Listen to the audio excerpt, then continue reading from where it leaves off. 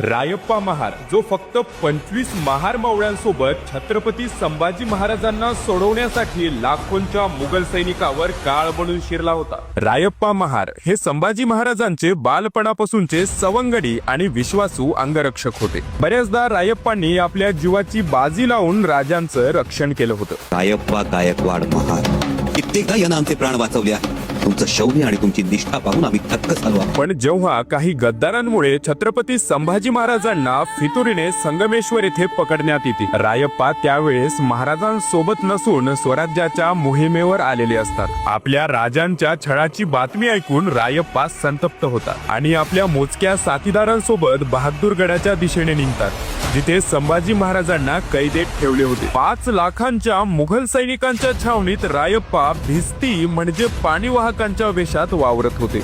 एके दुपारी छावणीत गोंधळ सुटला आणि मराठा संभा असा शब्द त्यांच्या कानावर पडला आणि त्यांनी पाहिलं की संभाजी महाराजांना काटेरी साखळदंडात अडकवून त्यांची धिंड काढली जात आहे। हे बघून रायप्पा महाराजांचं रक्त खवळलं आणि ते एकटे शत्रूच्या सैनिकावर तुटून पडले। त्यांच्या तलवारीच्या एका फटक्यात 3 मुघल सैनिक कोसळत होती, परंतु मुघल सैनिक लाखोंमध्ये होतं। रायप्पांचे शरीर रक्ताने माखले होते, घावावर घाव बसत होते, पण शेवटच्या क्षणापर्यंत शंभूराजांचा जयघोष करत त्यांनी लढा दिला। अखेर शत्रूच्या प्रचंड संख्याबळापुढे ते धारातीर्थ पडले। त्यांच्या रक्ताचा लोट शंभूराजांच्या पायावर आला आणि रायप्पांनी शंभूराजांना पाणावलेल्या डोळ्यांनी शेवटचा मुजरा केला आणि प्राण त्यागले। प्रजेवर लेकराप्रमाणे प्रेम करणाऱ्या अशा महान राजांना आणि आपल्या राजासाठी प्राणाची आहुती देणाऱ्या अशा महान मावळ्याला मानाचा मुजरा।